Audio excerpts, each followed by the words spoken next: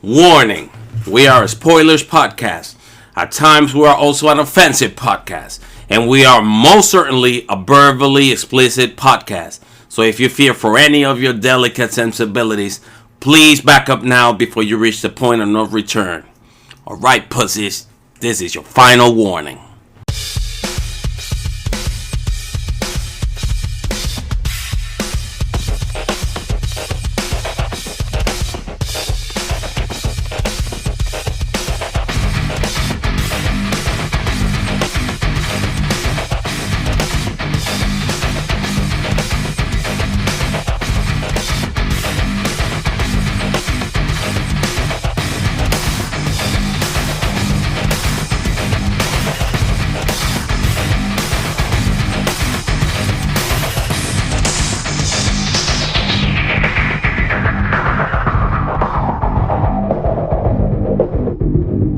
Welcome to yet another episode of Cinematic Anarchy, and before we get started today, I just want to say, fuck quarantine. I hate this. Not that I want to go outside and start catching shit, but I am just tired of being cooped up. I want to be able to walk down the street and not worry about some person that I don't even know sneezing on me and me dying in 2 weeks. Yeah. Dude, I'm so goddamn sick of looking for a fucking mask. I bought them in bulk online from Amazon. Bought a nice big 50-pack. The ones they sent me suck. Because the masks that you're supposed to get, the ones that work the best, you're supposed to get the... it's supposed to have like this little metal strip in the top. Allows you to pinch it on your nose and it form fits to your nose, right? The ones we bought look like that, right? But all it is like, I don't know if they sewed like a piece of cloth or a piece of yarn into that area where you're supposed to have the metal piece that bends, but it doesn't bend. It doesn't form fit to your face. You got to put the mask on upside down so the cloth form fits to your face. It sucks. That's really fucking annoying.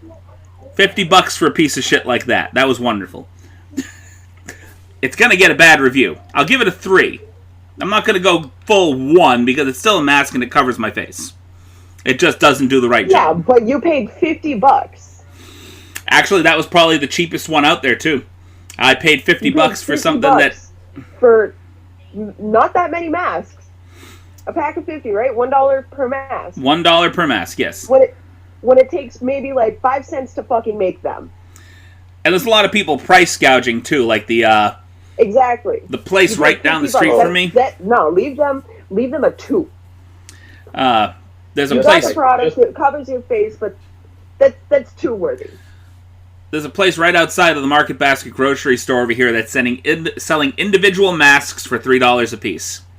Because that's fucking outrageous. You cannot get into Market Basket. Pardon? The little blue paper mask? Because you can't get into Market Basket without a mask. So some people are over a hump. It's either go home and find a mask or go buy one from them for $3. They know what they're doing there. Or go to one of the retail stores and get a fucking bandana. They won't kick you out of Market Basket if you have a bandana over your face. You just need something to cover your face. Shit, I almost went into Market Basket yesterday with a fucking sweater tied over my face because I didn't have a mask. Right? I'll just pull my shirt up over my face. There. Right there. That's the mask. That's my mask. I ended up cutting a sock into a mask, but like... That's like the 5-second thing, but like... Fucking, it's ridiculous. People are so fucked up with this shit, dude. I'm so fucking sick of it. This whole thing with the fucking masks. Just, ugh! Wouldn't be a podcast without a guttural scream from Miss Bee. Tell me, this whole thing doesn't make you want to stand out on your porch and just primal scream out into the abyss. Dude, okay, I totally would, but my fucking neighbors down the street are constantly fucking screaming at each other. So, like, I'm not trying to add to the neighborhood screaming match. The neighborhood noise pollution. Dude, I swear to God, like, the cops are over there constantly. I see the cops over there at least once a week. And nothing ever gets fucking done about them. And they've got, like, small children and shit. Like, it's crazy. I saw them drag a dude into their house, kicking and screaming. And the cops showed up, like, 5 minutes later, and the dude just walked away. Like, everything's cool. We're good. I'm like, dude, you were just kidnapped. like I was going to hear you say something to the nature of, you know how many times the cops are next door dealing with these people screaming at least once every time I call? See, that's the thing. I don't call. No? Ah, well. I'm not a cop caller. Somebody's calling I'm him. close to calling the cops the day that I saw the guy get dragged, but then I saw the lady that was standing outside on her phone, and I was like, okay, she's got this. Well, somebody's got to call. Somebody's calling them at least. Somebody's not, keeping their nose in their own business, and good for them. Yeah. Oh my God, what was it yesterday? Owen got out of the house and ran down the street into their yard? I had a fucking heart attack. Oh wait, Owen is your dog? Yeah. Yes, the little rugrat. And He just got a bath, Why? so he didn't have his collar on. No, that's oh not wow. Did they say anything? No, they either weren't home or they were inside, like, not paying attention. I'm just like, fuck! My dog! By a fucking truck. Like, oh, God, fucking douchebag. All right, so today's film of the week. We actually all sat down and, on varying formats, we watched the Ryan Reynolds film, The Voices. And Dude, one of my favorite fucking movies. He does such a good job with, like, the whole mental health issues. He does an amazing schizophrenia. crazy. yes, He does an amazing crazy. The way he portrays schizophrenia is, like, fucking spot on. And it's a schizophrenic that refuses to use his medication because he prefers the voices in his head and his animals talking to him rather than the reality of what he's actually doing. See, I totally get that, because, like, I've got a friend from Boston who's really schizophrenic. Like, he's really bad. And, like, he's constantly in and out of hospitals and shit.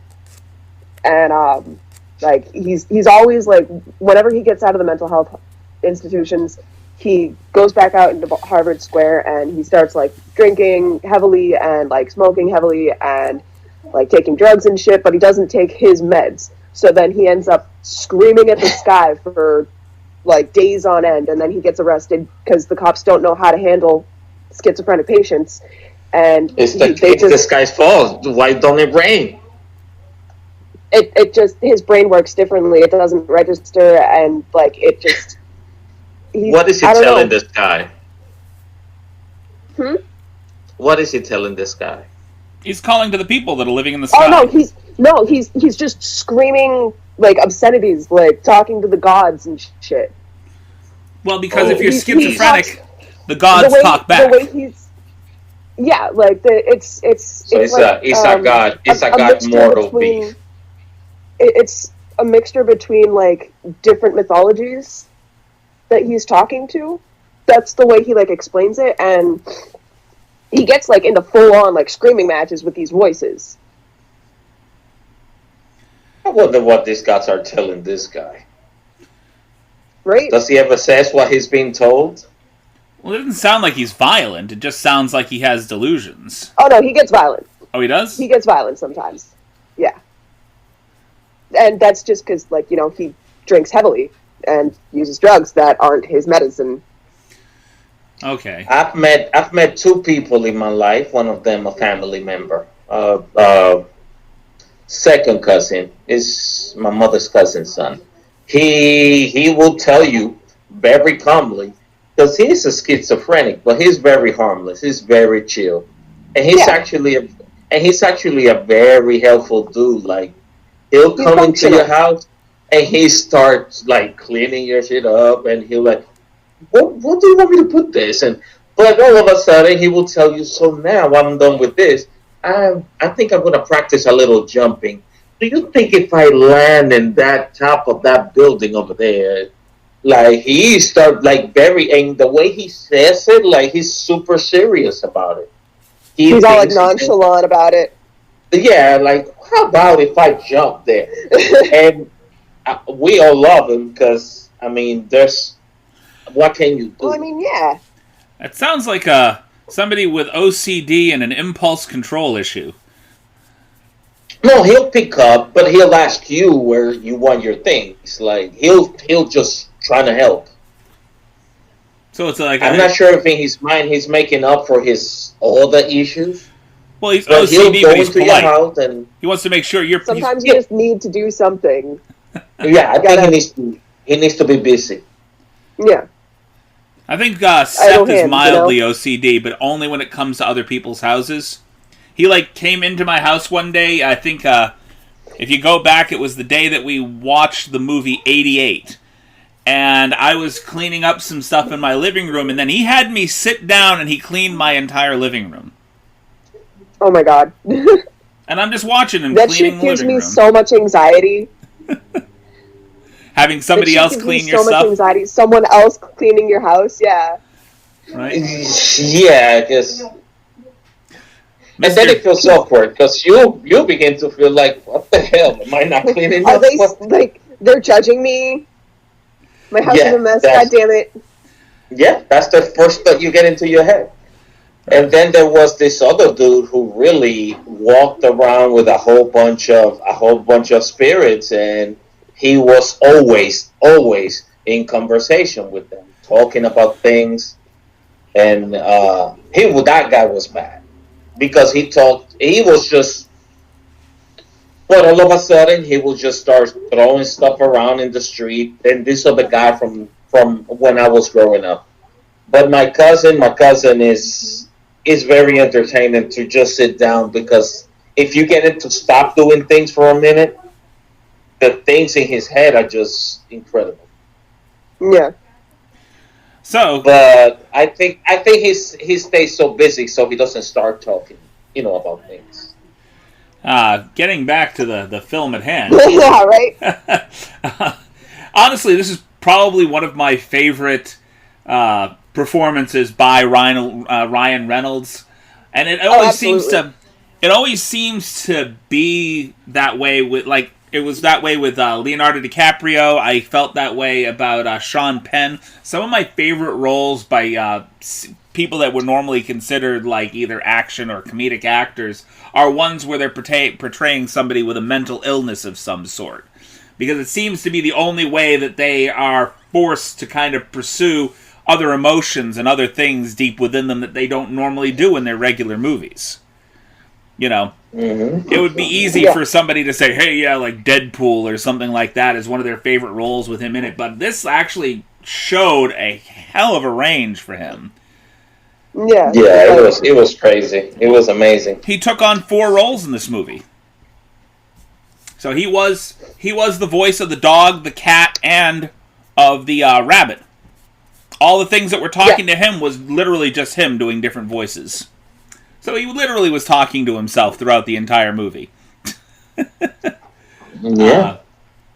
And after I did a little bit of reading, take a wild guess who was originally slated back in 2012 to play this role, before they had the director that did this particular movie.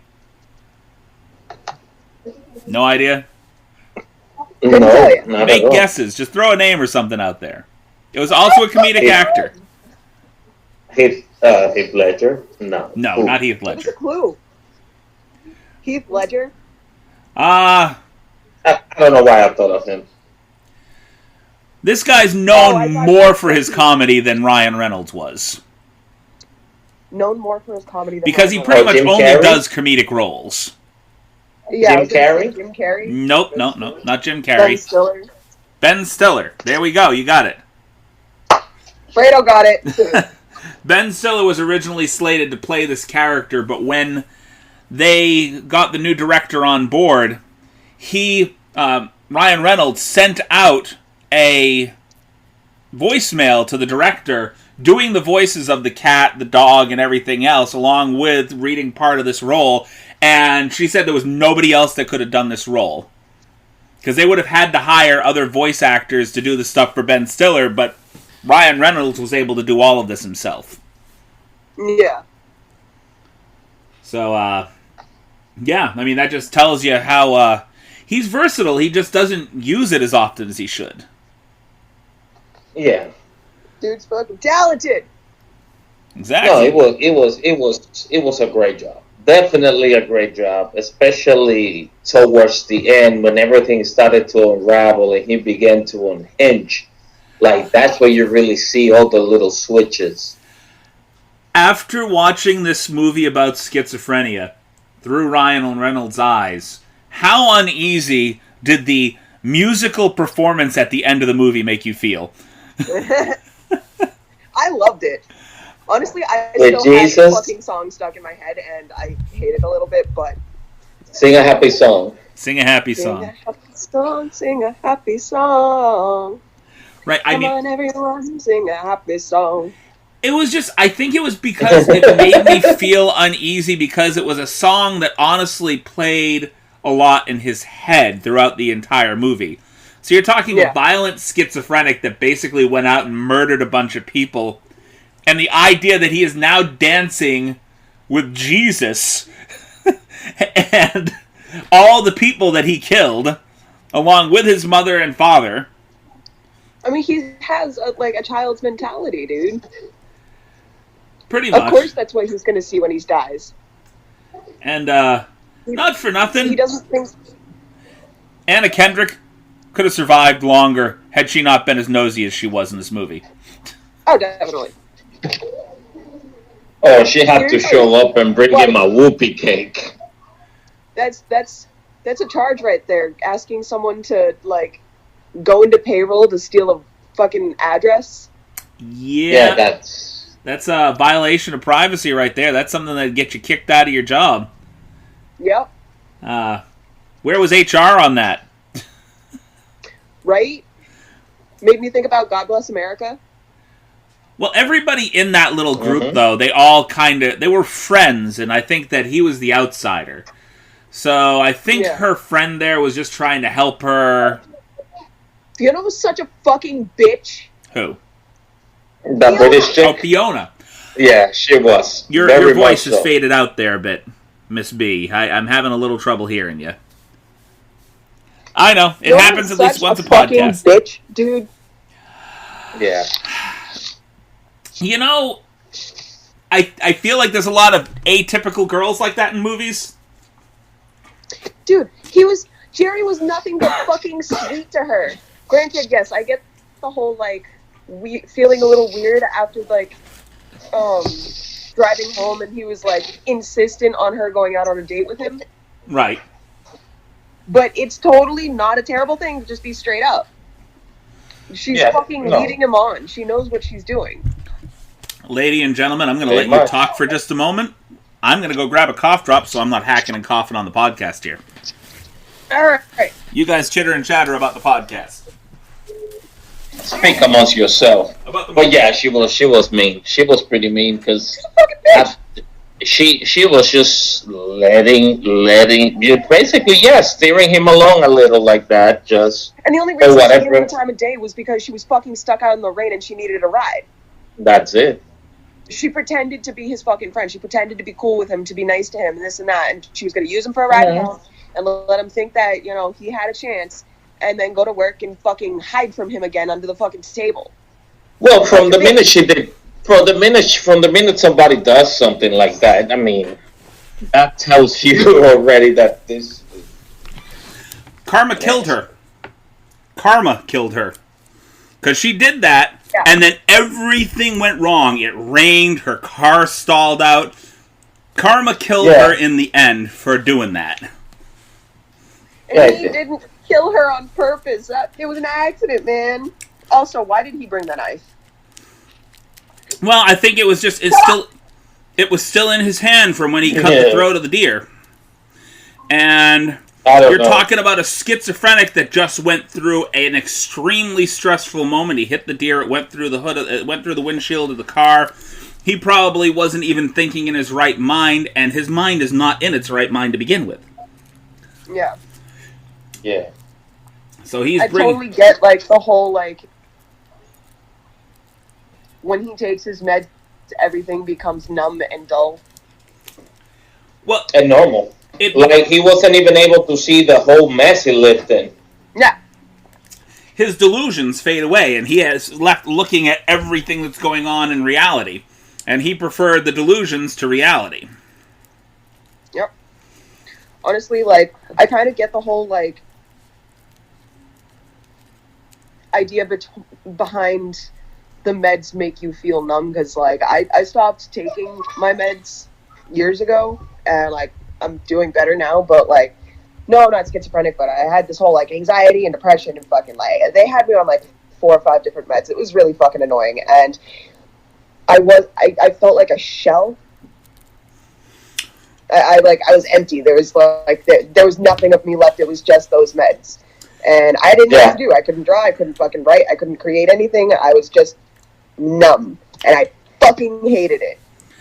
That can be a good thing. And I honestly would rather figure out how to deal with my mania and my episodes without the meds than have to take all this shit and feel like that again. My wife was actually the exact same way. Shortly after she had our first daughter, she went through a bout of postpartum depression. And so they had her on, I think they had her on Prozac, if I'm not mistaken. And she was a zombie. I mean, literally... Prozac makes everything worse. It didn't make her worse. What it did was... Okay, I don't want to say... I don't want to actually try to qualify it as a worse or better kind of thing. What it did was it kind of erased her emotions, period. Yeah. So she felt nothing. You know? That doesn't make things worse or better, that just makes things nothing. Exactly. And so it's not you handling your emotions or dealing with your emotions. That's gonna be more dangerous than feeling something. Right, it's just basically taking the emotions and turning them off. You don't get to feel anymore. You know? It's not happy meds. And I finally told her, no, I don't want you on these anymore. I'd rather have you screaming at me and flipping out than have you completely and utterly devoid of all emotion. It's just, I don't think it's worth it. I don't think the trade-off was worth it. Plus, that fucking guy was telling it, hey, you know what you should do? Divorce your husband. Oh, wow, hey, thank you. Fuck you, too. You don't know me. But why? The fuck? Yeah, this is a therapist. But why? I don't know. All I know is that... I mean, well, his reasoning for it, what was his whole reasoning for it? Like, what makes somebody thinks, you know what, you'll be better off this way? Like, what are you doing to this person for him to be so invasive? Because that's very invasive. I'm not gonna mince words. I was kind of a worthless piece of shit way back when. I was not the best guy. And I'm not gonna say like I wasn't a nice guy, but I wasn't the kind of person that could keep a steady job. I wasn't the kind of person that did anything other than I put our happiness, or I want to say our happiness over our well-being, so to speak. Yeah. Like, happiness in the moment over future well-being. I think that's what I was way back then. And I've changed quite a bit since then. 2 kids and 20 years of marriage changes you a bit. But we were new in the marriage at that point. We had just been like... Huh? We were... And you were really young. You both were really young, too. We were like 4 months into the marriage, and this guy's telling us to get a divorce, because honestly, I wasn't really worth a whole lot way back when. And I get the reason now, but, geez, if she had listened to him, fuck. If she had listened to him, we wouldn't have been. Still. So, yeah. That was a special Yeah. moment. You should have shown up at that guy's office. I definitely should have. I should have. I actually sat outside the entire time. I escorted her to everything, and I was there the day that he told her to divorce me, and that was the last time she saw that therapist. She was like, That's yeah. good. She's like, I'm done. She goes, I need your help. I don't need you to tell me to divorce the father of my child. I'm done. So, I'm happy she stuck with me, in spite of all that. Definitely. So, favorite parts of the movie? Anything that stuck out that you really enjoyed?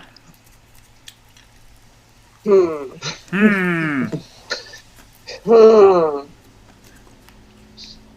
don't really think I have any real favorite parts. I couldn't really pick any one scene out of the movie rather than the other that like stood out as something that like, hey, I loved that. You know, it's just the entire movie. I love the pet conversations. The pet conversations, I love those. Yeah. I think I like Bosco the best. I like the cat, don't get me wrong, he was an evil little bastard, but I think Bosco I like the best. You go. So I think my favorite part was like the very end where Mr. Whiskers and Bosco are like bickering in Jerry's ear about whether or not to stay or leave in the fucking burning bowling alley. Right. And Bosco's... I don't know. I like the whole, like, angel and devil on your shoulder thing, but it's your cat and dog. I like that part where Bosco finally gives up on him. Where Bosco's like, you know how I was telling you that you're not an evil bastard, and this... You can change, and this doesn't necessarily make you a bad person. Yeah, I fucking changed my mind. You suck. I'm done. Yeah. Pretty much. It's not in that particular set of words. Mr. Whiskers? I like Mr. Whiskers. I did not like the disembodied heads screaming at him. Yeah, that was... I like that, but you could see somebody getting unhinged from something like that, no matter how okay you probably are in that moment. I liked the fact that you definitely knew that it was Jerry's head manipulating the heads. Because Fiona went from being British to being every single British stereotype that you could think of. Constantly saying, like, governor and shit like that, you know? Yeah, go say the Queen. So she was, like, using every stereotypical bit of British slang in her speech while she was just a beheaded... Well, the corpse was in boxes everywhere. Why wouldn't you refrigerate them? Why put them in Tupperware if you're not going to refrigerate them? It makes no sense. Well, he didn't have space in his fridge. Tupperware in the fridge. Put them in the bowling alley. That was a whole lot of them. She was thoroughly Tupperwared. Yeah. Yeah. I get the feeling... fucking, like, mountains of Tupperware all over the fucking apartment. That's not all gonna fit in the fridge. I get the feeling he killed before her. Like, I feel like there was more there than would have been just her. Well, between the mom and her, you mean? Well, the mom died before he went into the hospital the first time. He killed her, and then he went into the hospital. That's why he was at that job, is because he was on a release. Yeah. As long as he takes his meds, which he definitely wasn't. He was pretty adamant, I'm not taking the meds. But... Well, it was easier to take the meds to talk to your pets and instead of, like, take the meds and clean up your place. If you looked around the apartment when you were seeing it through, what was the girl that Anna Kendrick played? Lucy, I don't remember her name. Or Lisa or something? Hang on, Lisa. When you looked at it through her eyes, there were stacks of stuff all over the place. Yeah. It looks like he'd been killing before. On, like, the walls and the light switches. And he just casually threw a sweater over the head's face and not the head. Yeah, not the whole head, just the face.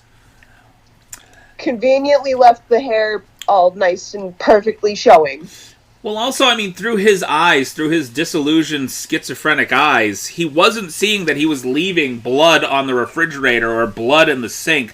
Blood all over the place. He was literally just completely zonked out. So I could see that maybe he thought he threw it over the entire head when in actuality he just threw it over the face, left the hair exposed. Which apparently was the only thing that Lisa saw. Like, she saw all this other stuff, but it was the head that freaked her out. Yeah. Like, she could... Well, because all this other stuff could have mean a whole bunch of other things, but the head definitely put everything in a perspective. It's like I can mentally kind of explain away head-high piles of Tupperware with hands and other body parts in it. But the head on the table, oh, fuck, we're screwed. It's the head that did it for her. To be fair, she wasn't really looking around or paying attention. She was trying to get Bosco into the room. Right. That is true. That Bosco was kind of protecting Jerry. I think Bosco was just trying to get the fuck out of there. Like, dude, how many times do I have to shit on the floor before you let me go? Yeah. Well, I mean, maybe he was trying to get out, or remember, it's just like he's being a typical loyal dog and just, hey, there's a person at the door. Jerry. Right. I'll keep you safe, Jerry. Well, the second those other guys opened the door, Bosco was gone. Yeah. So Bosco it's was true out. When the two guys went. And Jerry couldn't even find him at that point. Bosco was just gone. I think he just imagined Bosco in the house after that. So. Pretty sure, yeah. It's all a delusion. No, because he did imagine Bosco and Mr. Whiskers because they found the cat and the dog. Right. Mm-hmm. All right. Well, I think that is, Is there anything else you guys have to say about the film? Anything in general? It's a good fucking movie. It was pretty good. It was pretty good. And it was very spot on about a lot of things. I don't think it's fairly treated by the critical reviews. I mean, like, down the way, I'm seeing, like, an average for IMDb was like 6.4, 6.5. Metacritic was like a 54 out of 100. I guess because it doesn't seem to be a movie that was commercial. Like, they don't do a whole lot of promotion on it. The critics don't even look at it the same way. Well, unlike a lot of Ryan Reynolds movies, this one was mostly direct-to-video. It had like an art house release in its opening weekend. It made like $5,000. But other than that, I think it was mostly marketed as a direct-to-video film. I think this could have done a decent job in the theaters if they spent a little bit of time marketing it.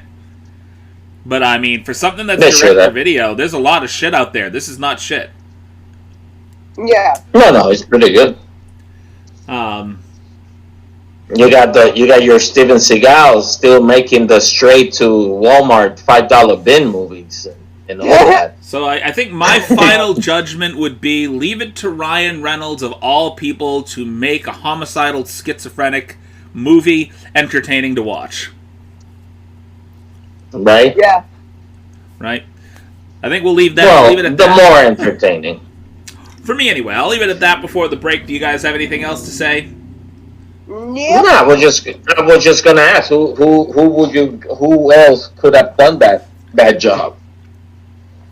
I don't think anybody else could have really done that job. Actually, no. There is one other person that I could have seen trying to do that. I could see Jim Carrey. I would say Adam Sandler. Or Adam Sandler. Have you seen him in Punch Drunk Love? Or Johnny Depp. Johnny Depp might have been able to do it. Johnny Depp would have done it great. I think with any of those people on board, you would have gotten too hard of a push for marketing. I think you market this as a second-tier movie. You don't market this as a main feature. You know what I mean? Yeah. And I think that with any of those other people on board, it would have driven expectations way up. But with Ryan Reynolds on board, whose repertoire is pretty much all to the action or action comedy area, this movie was actually a nice kind of takeoff from what he normally does. Yeah. Because the other guys have done some dramatic stuff before. The other guys have kind of dipped their toe in that pool. You don't get to see that from Ryan Reynolds all that often. Outside of that movie, Buried. I hated Jim Carrey's serious role in the number 23. I think that the Frodo just gave me this look like I shat at his fucking dinner table. Yeah. I don't think the number 23 was a bad movie. I think it was badly marketed, and people were expecting something very different of that movie than what it actually was. So I feel like I'd appreciate it more watching it now, because I haven't seen it since like it first came out when I was like way younger.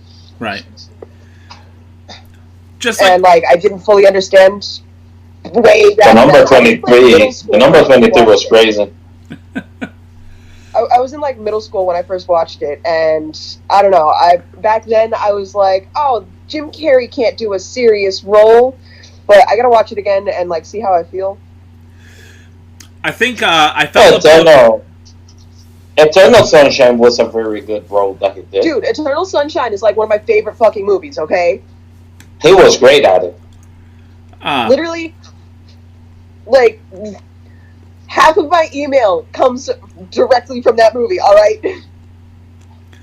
I think when you're looking at like Punch Drunk Love and you're looking at the number 23, you're looking at something that was marketed the wrong way for the actors that were involved in it at the time.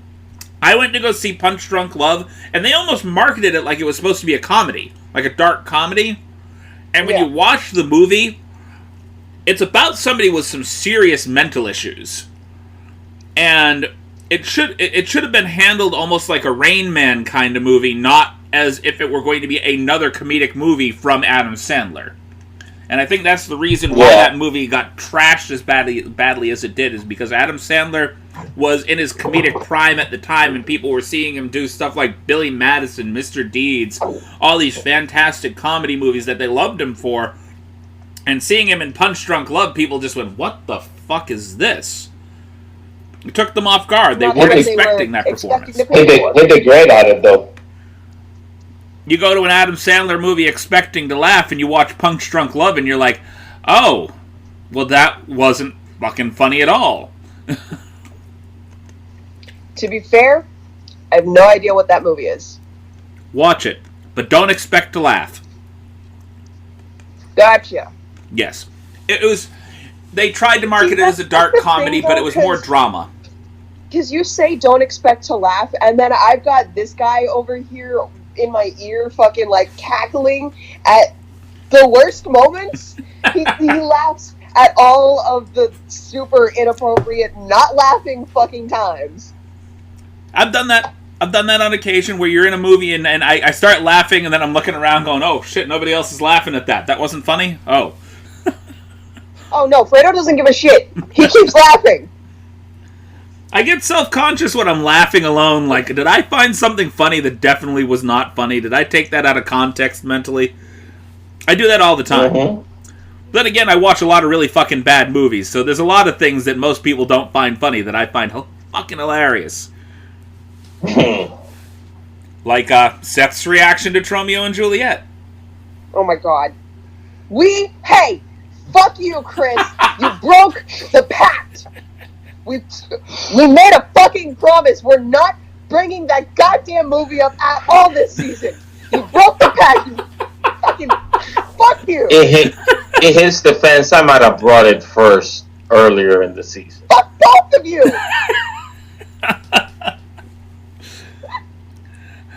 Yeah, I was supposed to bury that. I'm sorry. We were supposed to leave that dead. Yeah, okay. Well, with that, we'll leave that dead behind again, and hopefully I can learn to zip my mouth. But I don't know. We'll see after the break. We'll see. Yeah. Okay. She gave you the evil monkey point. What? Where does that come from? The evil monkey. Stupid monkey. Huh? Who the hell knows? Is that no? I'm thinking about that. There's it's the end of Robot Chicken. Yeah. Stupid monkey. No? Okay. I don't know why I did that. No, I know what you're talking about. Huh? Yeah, I know what you're talking about. Okay. Now, is it documented for posterity, the little sound you just did? Unfortunately, yes, I did do that into the microphone. It's not going to sound good, but I did it into the microphone. Let's keep it. Yep. Alright, thank you for sticking with us through the break, and we are going to go ahead and get set up for another pitch storm. And I've already gone ahead and drawn out our cards. We got a few extra decks here, so we got a few things from both the superhero and animation decks to listen to today, and we're going to try to piece this together, as best we can. So, for our first film, we have 2 geriatric heroes forced out of retirement along with a lonely trash-compacting robot. They fight to prevent a world-changing technology from being used for evil. And the notes card is, what if the hero dressed up like and we have to pick an animal to fight. So we get to pick a random animal. Okay, so. Okay. Ready? Ready. Mermaid Man and Barnacle Boy with fucking Wally. What's up? So we got basically a SpongeBob Wally crossover. Hells yeah! There we go. Well, that's Nick. Danny DeVito to play Mermaid Man. We've got a Nickelodeon. That's a Nickelodeon and Disney thing. That'll be interesting to see if we can get them to work together, because generally they don't like to. Right? I want fucking Danny DeVito to be Mermaid Man. Danny DeVito as Mermaid Man. I don't know. I mean, because Mermaid Man only got those little seashells on his boobs there, you know. It's Danny DeVito. Walking around practically Danny DeVito as Mermaid Man. Hells yeah. Then I want John Turturro as Barnacle Boy. That would be nice. So we got Danny DeVito and John Turturro, Mermaid Man and Barnacle Boy. And I want our supervillain. I'm not sure who he's going to be yet, but I think Jack Nicholson is the supervillain. Yes, absolutely. That will work. Big names. Because Jack Nicholson hasn't done anything in a while, as far as I know. What have you seen him doing? Yeah, he's older than dirt. That doesn't prevent a lot of people from acting. No, it doesn't, but he's got stuff going on, probably. But I think, like, as far as people that can do crazy, either Jack Nicholson or Michael Keaton might play a good villain. Yeah. Yeah, definitely. Honestly, I'd like to see Skeet Ulrich in, like, a scary villain. Not enough Skeet Ulrich in the world. Maybe, yeah, let's give Skeet Ulrich the role, then. Yes! Okay, so Skeet Ulrich is our... Ulrich is our, supervillain. We went through Jack Nicholson and... Who else did we just say? No, we're not going to do that. We're going to do Skeet Ulrich. Danny DeVito and... John Turturro. Okay, so that's Mermaid Man and Barnacle Boy. And yep. we have Wally, who basically is just a voice box. So we don't need to have a voice for him, really. It's just a voice box. And we have Skeet Ulrich as our main villain. What is our villain? What is he trying to do? What world-changing technology is he going to use for evil? I think Skeet Ulrich has taken over Trump's Space Force and is using it for evil. Which, by the way, if you get to see the flag of our newest Armed Forces division, the flag is basically a ripoff of fucking Star Trek. Basically, it's literally a ripoff of Star Trek. It's literally a Star Trek insignia. That fucking Star Trek isn't suing them for copyright infringement. Right, how much is the Roddenberry estate suing him for? Please, tell me. Can they sue him while he's in office? Fucking love to see that news article. I would lose my goddamn mind. Right? I think Brett Spinner, the guy that played Data, was trying to call him out for it. By Star Trek. What? Space Force. I can't fucking wait for it. Isn't there a... It's a farce. It's a fucking joke. He's trying to make his own armed forces, basically, in space. Yeah. Elon Musk will do it Space first. Force. It's not going to be Trump. I mean, to be fair, I kind of get it with the whole releasing of all the footage of UFOs and everything and confirming that alien life is real. We all seem to forget that the United States government just recently confirmed alien life is a thing, and we just let it slip on by. There was literally no, like, uproar about it or anything. Everyone's just like, yeah, we've been knowing. Did they actually confirm that UFOs exist, or did they put out doctored footage to justify the existence of a space force. I mean, I'd hope it was the actual footage, considering the CIA fucking released it. I think a little bit of both. I mean, I think it's dubious timing. Honestly, the fact that within weeks of each other, I think it's a lot of distraction right now. They're releasing things to try to distract us from what the fuck is really going on in the world.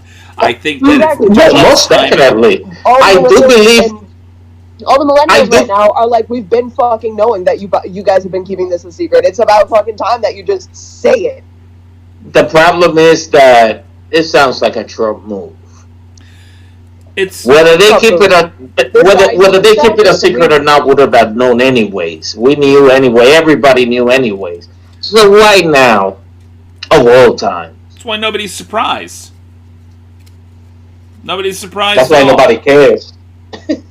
Yeah, because they fucking keep pulling this whole trying to shift the point of view, shift the public's fucking eye from the important shit to some filler bullshit like UFOs.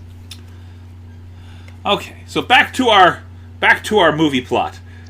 We can talk about this is a little too heavy for Pitch Storm. Anyway, so we got Skeet Ulrich that is now controlling Trump's Space Force, and Mermaid Man and Barnacle Boy are, for some reason, using Wally to help them fight off Trump's Space Force as, I don't know, help me out here. My brain's just skipped the rail. I've gone off the rails. I'm trying to explain it to myself, and I'm like, I don't understand. I don't even understand what I'm doing. This is all animated. This has to be an animated movie, like, through and through. This is not live action. Yes. Shift back and steer left to get back into your rails. With it being an animated movie, I am going to... I want to throw in something that I think I would enjoy seeing, just because it seems like a kid's movie, and I want to make it so not a fucking kid's movie. I really want to make this not a kid's movie. So, and it's something that definitely Disney would not fucking agree to. But I want it anyway. I mean, yeah, go for some fucking, like, Sausage Party style animation. I want Skeet Ulrich to have taken over the mines. Basically, we've got them mental control over Bluntman and Chronic. Yes. There we go. So yeah, I'm here for it. We're gonna get the Kevin Smith universe in there. We got Bluntman and Chronic basically versus Mermaid Man and Barnacle Boy. Nickelodeon and Disney would have a shit fit if something like this were to ever be aired.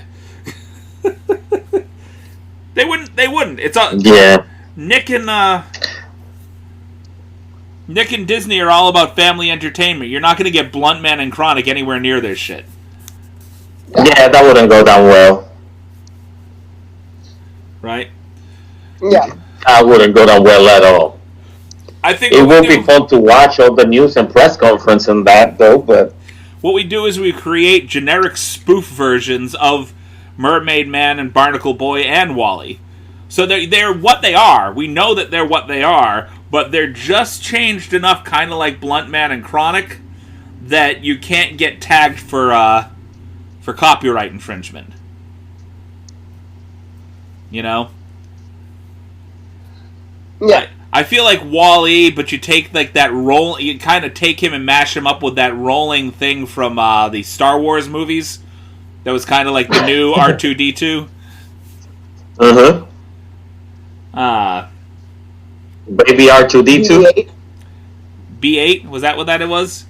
BB-8. BB-8. BB-8. Hey, I haven't really watched a whole lot of the Star Wars movies. Dude, that's literally like all I don't even remember which one it was. It was the first of the new ones. Right. I think it was like was it The Force Awakens or something like that? Yeah, something like that. I think it was on the Phantom Menace. Like, I don't follow this shit. All I know is BB-8. Like, you can't ask me any actual trivia. Right. I mean, I've watched the Star Wars movies, but I haven't invested so much time in them as a lot of people do. Like, a lot of people, like, it's their life. Like Star Wars, Yeah, Star no. Trek, whatever. It's their life. They live it. I I don't. watch it. I watch it if it's showing, but I won't go crazy over Star Wars like that. But yeah, some people this is a religion to them. But I can imagine Nico sitting with a whole bunch of people, and everybody just start talking to Star Wars, and Nico just having a drink casually, and then all of a sudden, in the middle of the conversation, that BB-8 though. Nothing against the Trekkies or the Star Wars folks, but as far as I'm concerned, those particular movies, my feeling on the subject is, okay, the movie is on, I'm not bored, now the movie's off, let's move on. That's... Yeah. Yeah, people treat it like it's a kind of like fucking religion, and It's a cult to them. yeah. It's a cult to the point that they wear the fucking uniform. It's Yeah. Hey man, come on. Cosplay is a legit thing. We should come up with a name for that Star Wars Okay. stuff, because the trek is what you call it, Skywalkerism. let me draw that cosplay line for you, okay? I am all for cosplay. I have friends that cosplay, but their outfits change. The Trekkies, rarely do the outfits change. Sometimes they wear the fucking outfits into their goddamn daily life. It's one thing to cosplay as another character and like to create the outfits for yourself. It's another altogether to walk around wearing a Star Trek uniform. Fair. And even the Star Wars folks won't do that. They're not walking around looking like the Last Jedi all the time. You know, it's you know, you don't see people walking around in Darth Maul makeup at work. You know, I've seen people in Trek outfits say they wear them around, and it's like, I'm a Trekkie all the time. All the time I'm a Trekkie. I get it. I have a friend at work. You probably know him, Omar. Robert, I think his last name is Metakushi. Oh, Minikuchi, yeah, he stays on. I love his outfits. He makes his own LARPing outfits. He has a ton of them, and I actually respect that, because it takes a skill to make those outfits. Well, you can see that there's attention to detail and art put into it. Like, it's not just some whatever. It's not the equivalent of a socks with two holes and that's a mask. No, he like really does his thing. But yeah, I guess I just can't get behind the Trekkie thing. It's just for some reason it's become like a cult. And I get like people that love Star Wars and so on and so forth, but it hasn't become a cult to the point where, you know, Han Solo is a god and everybody prays down to the god of Han Solo and they all wear Han Solo's outfit. It doesn't happen. Okay. I find them entertaining. I like them. I like the movies. However, I don't think it should be that serious. We shouldn't be that serious about it. I really don't. You've got smiling going on in your face. Yeah, no, I'm sorry. I'm like looking at my Sims stuff right now with the show hidden objects cheat. I don't have to fucking go through all the effort to make a wormhole generator. No? Just make it. No, it's right there. Well, there you go. You're gonna have to like show me how to do that later. I'm fucking shook, bro. I'm about to go to Sixum.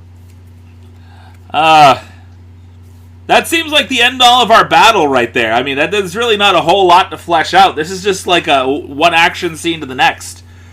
Yeah. You know? I feel bad because like some of these pitch storms we're really not getting into. Like, I don't think a lot of that generated much talk. There's just... We know what we'd like to see. It's an animated movie, and fleshing it out from beginning to end is a whole nother subject. So we're going to go ahead and start with the second pitch storm here. So, what we have is we have a fry cook with a passion for fashion. Teams up with a video game villain that just wants to be a good guy. All right. Kind of like Lafayette in True Blood. And okay, this is weird. They travel the country solving supernatural hoaxes with their talking dog. So this is supposed to basically be a mashup of something Wreck-It Ralph-esque and Scooby-Doo. But we have to make it our own. We can't make it Wreck-It Ralph or Scooby-Doo. Ask. So I want to go a different way with the dog. We need to come. I want like a talking corgi. Armadillo. A talking corgi. We're talking armadillo. Not even a dog. Well, we've seen the talking Chihuahua. We've seen the talking Great Dane. You know. Let's forget dogs altogether. Let's do an armadillo. I've even seen the talking pug and the talking Great Dane. No, not Great Dane. Bulldog. In Little Nicky. Let's do away with dogs altogether. Let's make it a talking lizard, or a talking armadillo, or a talking pig. I like that. Talking armadillo. Oh, no. Super sarcastic. A talking potbelly pig. A talking potbelly pig. Yeah. Okay, I like that. A talking potbelly. A very sarcastic asshole, too. And what we have is a video game villain come to life and a fry cook with a passion for fashion. So basically we have a metrosexual chef. And we have a video game villain that comes to life that wants to be good because he's always portrayed as bad. And oh my god, this is fucking weird. Alright, so what if the main villain in the movie was actually a gerbil living inside the protagonist's butt? So, we're going South Park on this. Okay. So, that's how it's gonna be. Which one? Let's make him a lizard. Is it the fry cook or the video game villain that has the gerbil in his butt? I feel like the fry cook. Okay, so we have a fry cook with a passion for fashion and an evil gerbil in his butt. Yes. Okay. I feel like this guy, the fry cook, he's like a good guy during the day, but at night the gerbil takes over. Like it's a mind control. He goes out. He goes out doing all kinds of bad things. It's like a mind control thing, where the gerbil takes over his body at night. He's like can't figure out why he's not getting enough sleep. Yeah. The gerbil's controlling you at night. You pass out, and he takes over. Yes. And this is a potbelly pig who is, let's see, what video game villain do we want to try to throw in at this? We can even just make up a video game villain, really. I mean, we don't have to have an actual video game villain that we know. Just kind of make up a villain. But if we need a villain, it could be Wario. Ooh. Wario? Yeah. I see a Danny DeVito roll all over that. That would be funny as hell. I don't know. I feel like Waluigi is like creepier. Waluigi is creepier, but I feel like Wario could also be the guy that kind of he's bad, but they're just mistaking him for bad. Waluigi looks like he's just going to be a creepy asshole, almost Dick Dastardly, you know. But I think Wario could easily be the guy that's mistaken for bad, but is actually good. He really wants to be a good guy, but he's always mistaken for bad because of what he does. Okay. And Waluigi,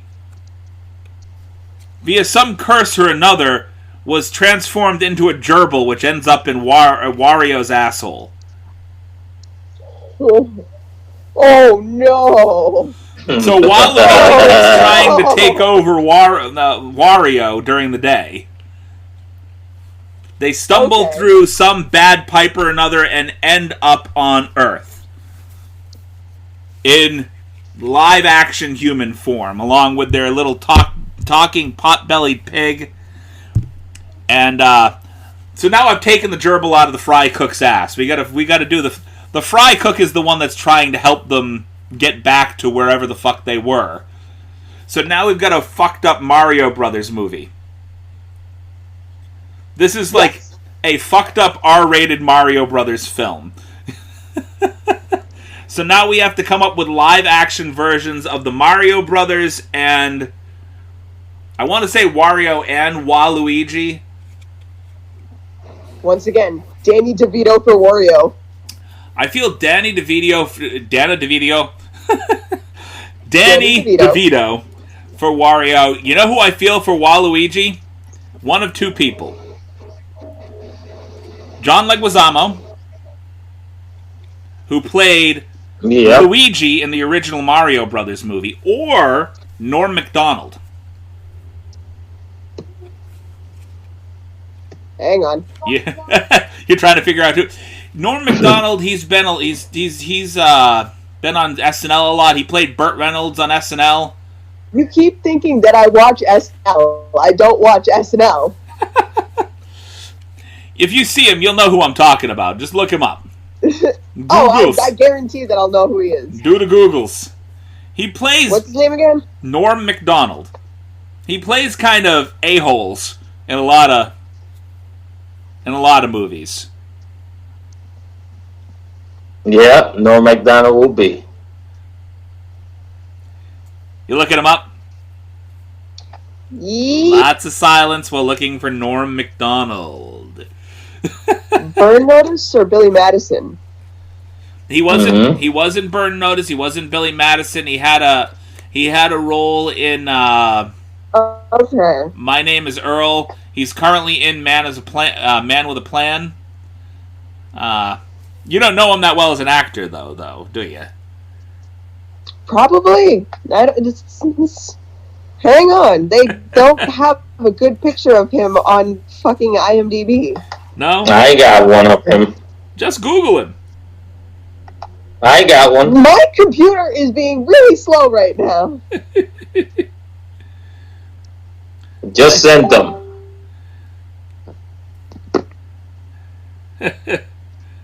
There's a good picture right there. It's in our messenger now. See? You can't see him because his face is all blurry. It's not in my messenger. No, in the group. Oh, I'm in the group. You sent it specifically to me, Omar. You didn't send it to her. You're a dick. Oh, Here, I just sent it to you. I kinda am.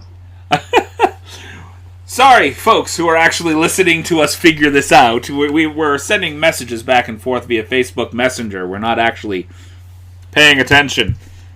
Okay, no, I don't know him that well. No, you don't know him now. Okay, let's find a different actor for Waluigi then. We gotta get... Oh, what about the guy that always does the monsters? The one you like. Fucking... Oh, God, what's his name? What's his fucking name? No! We were just talking about him like, too, extensively the other day. Literally always fucking... Doug Jones. Doug Jones, yes. Doug Jones is Waluigi. The little bit you get to see Waluigi before he turns into a gerbil inside of... But he gets to also voice the gerbil. Yes. So we're gonna make... And we got Danny DeVito as Wario. But we're gonna use the trick... We're going to use the trick that they used in Lord of the Rings to make the dwarf seem smaller, but we're going to make Danny DeVito seem larger. Okay. So we need to make Danny DeVito look a little larger than he is, but he's going to wear the Wario costume. Because if you think about it, Wario was probably about as big as Lou Albano, if you know who he is. I remember Lou Albano. Lou Albano played Mario on the... if you ever saw the Mario cartoon way back when, the interludes where they had a Mario and Luigi, Lou Albano played Mario. Captain Lou Albano, he used to go around with... he used to go around with Cyndi Lauper and all that other stuff. Lou Albano kind of looked like what you would get if you took Weird Al Yankovic and crossed him with Danny DeVito. I think Lou Albano is more of a cross between Weird Al Yankovic and Ron Jeremy. Yeah, I guess so. Okay. Yep. No, I know. I see who you're talking about. I don't know who you're talking about, but I see him, and I see what you're talking about. Now that I think about it, Ron Jeremy might be the perfect Wario. Yeah. Definitely. I like Danny DeVito. He definitely would bring a better comedic presence to it. But if we're talking just sheer presence, just the look, Ron Jeremy might be a better Wario. You know what would be funny? Take Ron Jeremy, but dub him over with Danny DeVito's voice. Oh my god, yes.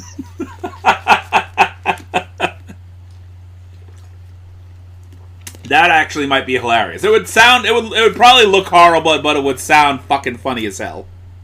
Who do we have for our fry cook, our metrosexual fry cook with a passion for fashion?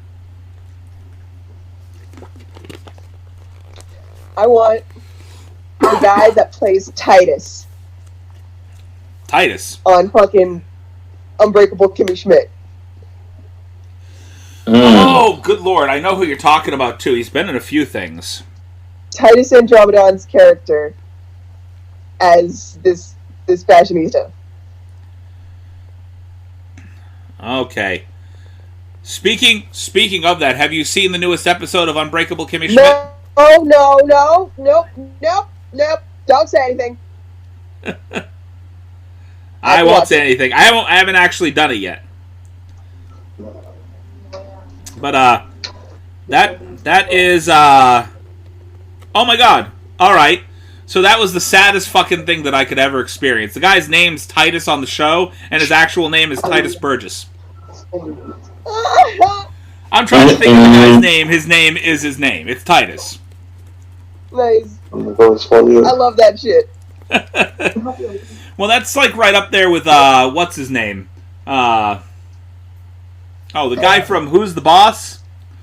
Tony Danza. Almost every show that he had been in, his name was either Anthony or Tony, because in his head, if you used any other name, he wouldn't have remembered it. He wouldn't have heard, It wasn't like you were talking to him. He had to do Tony or Anthony, so it was like you were talking to him. There's this very good show on Netflix now with him. There's this very good show on Netflix with him now. That he's a veteran cop that was in jail because he was a corrupt cop. His son now is a good cop. It's a very good show, though. It's pretty funny. I'll have to go check that out. Oh my god, I keep yawning. It's funny. It's very funny. I haven't watched it in a while, but it's very, very funny. We've been cooped up in our houses for almost 2 to 3 months. I can understand the yawning. Nobody gets outside. We're not exercising. We're not getting enough out. We're all in. Not getting enough vitamin D from the fucking sun. We're stuck inside. I go for walks. I would go for walks, in your area, I would go for walks because there's less people outside on the street. Exactly. There's barely anybody around here. I cannot do that here. There's idiots without masks walking around all over the place, and they only put on their mask when they go to fucking 7-Eleven over here because they won't let them inside unless they fucking wear it. But when they're just walking on the street, they got no mask on. They're just walking around like morons. It's like, you go outside, you wear the fucking mask. It's got to be the new way of life. And everybody has to do it, because if everybody doesn't do it, then it's not worth it to just go outside. It's either everybody or nobody. Yeah. I hate when I get so impassioned about something that I trip over my tongue and my point gets lost in the back of my throat. The point is not lost. Dude, okay. Happens to me constantly. So I like this idea. I want to get into it. So we got Wario as a gerbil inside of Wario's butt. Okay? And he is controlling Wario at night. You just said Wario is inside Wario's butt. No, sorry. Waluigi is inside Wario's butt. Wow. And he is controlling Wario at night. Wow. Wario is inside of himself. Not wow. inside of himself, but inside of himself. And now we have to voice our talking pot-bellied pig. I want to say... the talking pot-bellied pig? I don't know. Let's... Oh, what's that fucking guy's name? What's what guy's name? Arnold Schwarzenegger. The fucking doppelganger for, Jesse Eisenberg and fucking... Michael Cera. What's the guy's name? Oh my god. Oh my god. You know the guy from American Ultra. What's his fucking name? That is Jesse Eisenberg. That is? Yeah. Same guy. Okay, I'm a fucking idiot. Those two are like doppelgangers for each other, but I'm like, is there a fucking third? When did this happen? And not for nothing, one is far more talented than the other. Who am I talking about? What? No, Jesse Eisenberg is way more talented than Michael Cera. Right? There you go. Yeah, definitely. We fixed that. Anyway, so we're gonna have Jesse Eisenberg as the Potbelly Pig. And thanks to the movie that we just watched, I really feel like our fry cook imagines the talking pig. Okay. So, the pig is there. He definitely has a pig, but the voice is all in his head. Nobody else hears the fucking voice. Okay? So this pig who's constantly talking to him, giving him advice, and it's not bad advice. He's definitely the good angel on this guy's shoulder. He's definitely the guy that, this pig is like Watson to Titus's Sherlock. Alright, yes. Alright, so he talks the pig to work out all this shit, because he's basically solving hoaxes all across the country. So he was a fry cook at one point. He comes across this pig, and because of this pig, he's decided to basically go across the country and solve hoaxes. We've lost you, Miss B. You're talking, but we cannot hear you. Oh my god! Much like Verizon, yes, we can hear you now. Have you seen the show Happy on Netflix? Yes. Kind of like that. Exactly. Except for, unlike Happy, the pig exists. Okay, well, I mean, Happy exists. Happy's totally real. Well, he's an imaginary friend, kind of thing. He's an imaginary friend, but he's totally real. But, like, other people don't see Happy. The pig exists. So, he's still real. He still does things that are completely unexplainable. I'm just saying the pig has a corporeal body. He is there. There is a physical manifestation of the pig. Basically, the pig is everywhere. Nobody else can hear him talk. Okay. Kind of like Ryan Reynolds' cat and dog. They're there. But to anybody else, this thing doesn't talk. I want to say, like, there was an accident during his fry cooking job. He got hit in the head or something, and ever since then he can hear the damn pig talk. Yeah. That sounds like a great origin story. He thinks that Mario and Luigi, along with Waluigi, descending on this planet is a fucking hoax, and he goes to try to figure this out and solve it. So unlike any other Mario and Luigi story, he's on Wario's side, because he feels like Mario and Luigi are the bad guys. They're fucking trying to get at him, destroying shit in their path to get at Wario, and he sees Wario as the good guy. Or Wario's convinced him he's the good guy. We don't know. So everything in Mario and Luigi's heads, they think they're the good guy because they're trying to bring Wario back to their planet. They don't realize that they look like the bad guy to us. So we think they're dickheads and Wario's the good guy. Alright. Yeah, no, I like this plot. Because, you know, I don't know what to add, though. Like, you're fucking, like, you've got this. Yeah. I'm just spitting. Throw some stuff at me. Come on. I don't even know, man. Like, you've got the whole thing. Yeah, like, every time I think I have something, you're saying it. Yeah, right?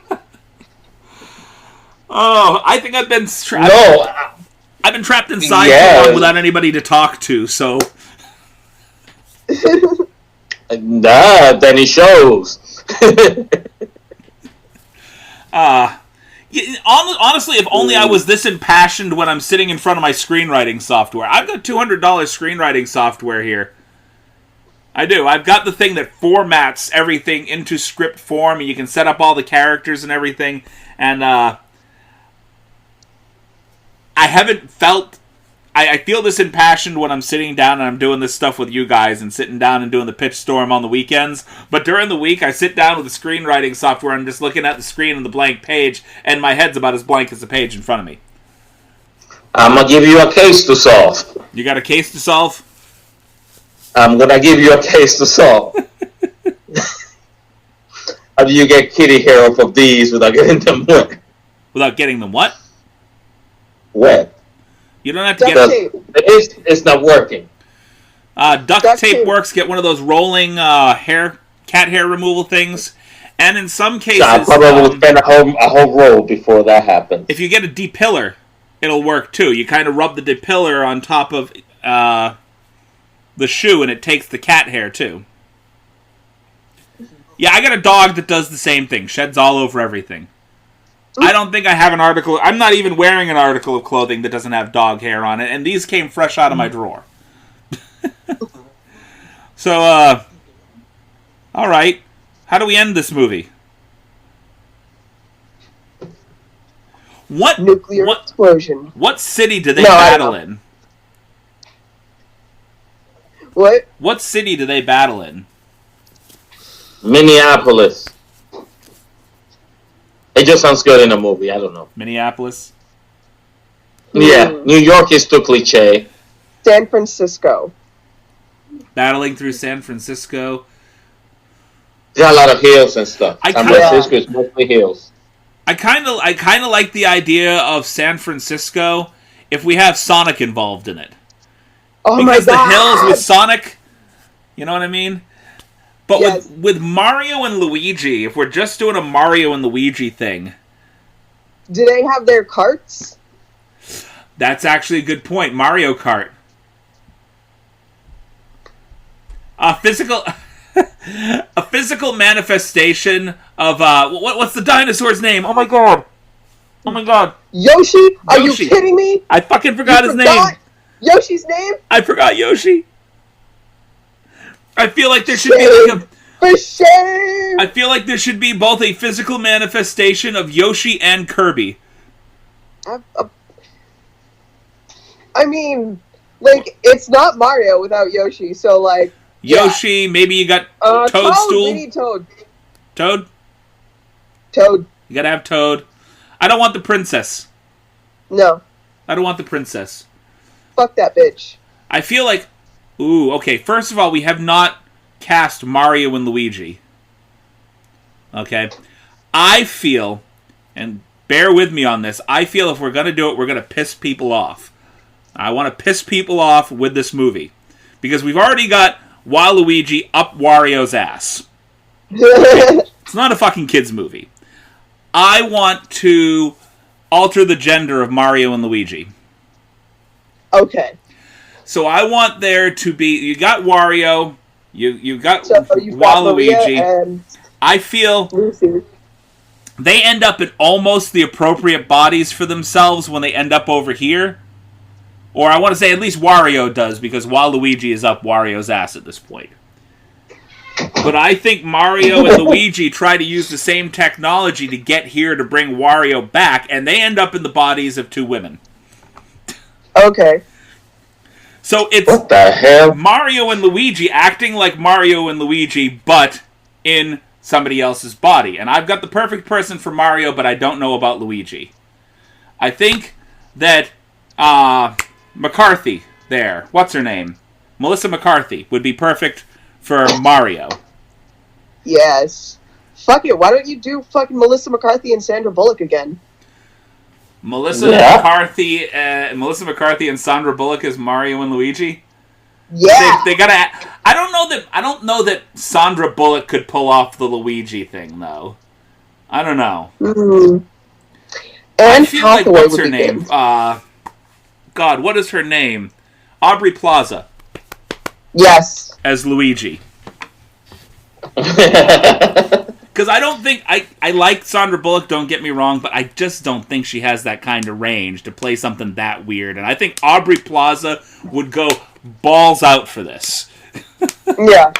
Because she's just got that thing in her. She can do weird to the hilt. Yeah, she does. I just drank something that I'm not entirely sure was my water. I mean, it's in my son's room, so it can't be that bad, but I mean, I'm not sure that was my water that I just drank. Okay. Oh. What did it taste like? It tasted like water. It was a little warmer than it was just a little bit ago. So I'm not sure if that was my water. I'm looking for another water. I don't see it. Anyway. You're going to stand up and see it. I'll stand up and see it. Yeah. So I'm trying... Oh, and we have fire truck blazing by us here. Once again, my studio is not soundproofed at this point, so you're going to hear things. None of us are in anything that's soundproofed. You'll hear things all over the place. We got to have an ending to this movie. Nuclear explosion is not an option. No. I want fucking aliens to come out of nowhere and zap everybody. I don't know. I want some kind of, like, big... Like... crazy fucking battle shit, and everyone dies. Like Samus in some kind of Metroid spaceship. This isn't a children's movie. There's no happy ending. No happy ending? No happy ending. I'm all for that. So whatever city they're in, I feel like when they finally get Wario and try to bring them back, they use the technology and half the fucking city gets sucked over into their area. Back into the Mushroom Kingdom, basically. Yes. Just kind of right in the middle of everything. And the movie just ends with San Francisco fucking just demolished. And... half of San Francisco torn asunder. Like, what the fuck now? You've got the Golden Gate Bridge in the middle of some kind of mushroom desert. Yes. You know, it's spanning nothing now because it's just mushrooms and dirt underneath. A few turtles. Well, of course, you got turtles, bullet bills in their land. You know that's what leads to the sequel of the movie. Just half of San Francisco getting dragged into their area, and we're depending upon the fry cook to get everybody back. I know we're not talking about Titus all that much, but... Fry cook dies. The fry cook dies? The fry cook dies. Fry cook dies in the end. Everyone dies. So basically it's just... demolished and that's it. It's just the city that gets dragged over there. Everybody dies in the transition because they're not biologically meant to go through this whatever. Exactly. They get torn to fucking shreds. And when the city comes through on the other side, it's just covered in blood and body parts and guts and shit. And Mario and Luigi are arrested for genocide. Interplanetary genocide. This is a sad movie for Mario fans. Yeah, they'll be alright. They'll get over it. Mario and Luigi are arrested. Yoshi and Kirby are euthanized. Oh, this is horrible. They'll get over it. They'll get over it. And just destroying everybody's childhood. Waluigi isn't the bad guy. Waluigi was the one that was making Wario go good until he's extracted from Waluigi's extracted from Wario's ass, and Waluigi's the good guy all along. We should write that, pitch it to some big studio. I bet you we will be boycotted, and that will bring even more publicity. No one will ever talk to us again. Don't talk to these fuckers. What is wrong with them? Nintendo will sue us just for having the idea. Oh my god, seriously? Fucking watch this whole episode not upload because of the fucking kickstorm.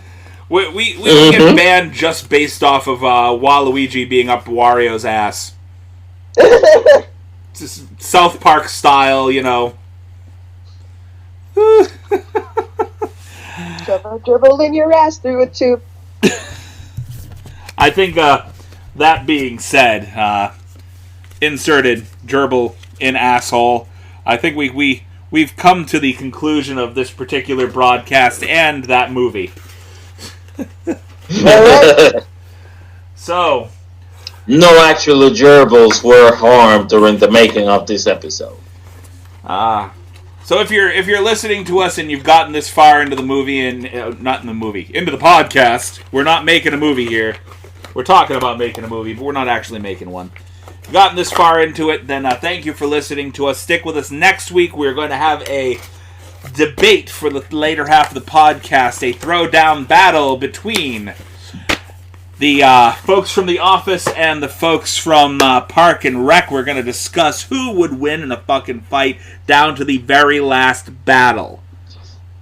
They get ready to rumble! I can't wait for this fucking fight. Ray's just gonna be over here talking all the shit. I gotta binge watch some Park and Rec because I really haven't gotten... I watched some of the show, but I haven't really gotten into the show.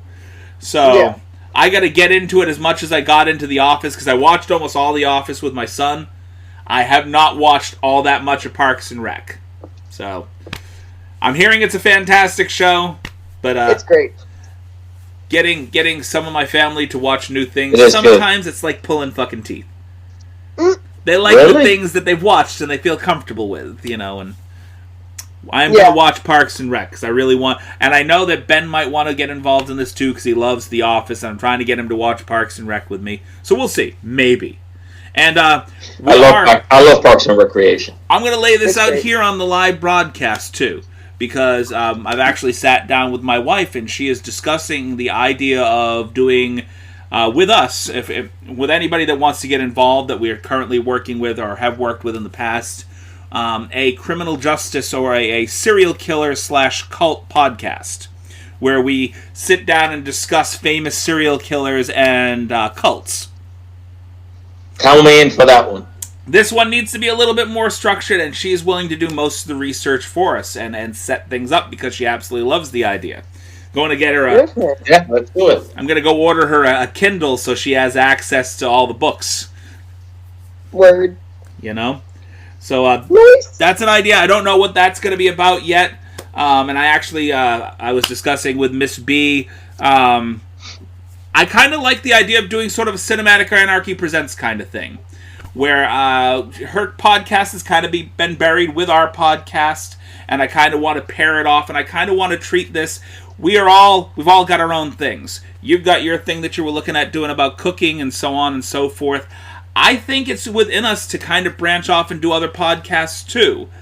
And I realize I've got the equipment right now. But I think that it's in us to kind of get out there, branch out a little bit, get Miss B set up as her own podcast. So when people look up Honey Be Kind, they don't have to look up Cinematic Anarchy. They can look up Honey Be Kind. They can look up Tea Time with Honey and actually find her. You know? Because I saw she posted it out on her feed, and there was people really interested in seeing that. And I'd like to see you get set up with your YouTube thing with the cooking and all that stuff. And let's get it done. Yeah, and even invite other people in if they've got ideas for podcasts, something they'd like to do. I would love to get involved with other people too. Plenty of people. I didn't realize one of them were right next door to us. Yeah, right. But invite her on. I'd like to actually add her to our main Cinematic Anarchy feed. If she's interested, if Kirsten is interested, I wouldn't mind just adding them in there. We can pop out the movie like we always do, and if they're interested in joining us, we hit that button, they join us. You know? Right. So I'm good with that. And that being said, I'm done motor mouthing. You guys got anything to say? No, that's it, man. I have been... I bet... I think Omar had something to say, but he's on mute. Oh, my bad. We pretty much covered it. I heard you talking, but it's like, it's mime here. You were saying something, couldn't hear a word you were saying. So, I guess for all of us here at Cinematic Anarchy, thank you for listening. Listen later on in the week for Miss B, and hopefully within the next few weeks, she will be set up with her own podcast and her own setup on Anchor, where we will go ahead and just spread that out to the millions, or the couple. Yeah. We've got an average of about 50 listens per podcast right now. I've got to find a place to kind of promote us and get us out there. And some of the money propagate it to the dozens. Some of the money that we're getting right now, I'm actually thinking about just turning into sort of a advertising budget for right now, just so we can try to get more listeners in. We need to advertise, get us out there a little bit. We got a couple hundred on Facebook, a couple thousand on Twitter, but it's about getting people to listen. And right now, 50 is good. That means 50 people are listening to us, but we need more. I'd like more. We definitely could use more. Got to get on some people to share this shit out, too, you know? Get people to invite people to the group. I don't know why I'm still talking on camera. Peace out, people. I'm talking on camera and on mic. Au revoir.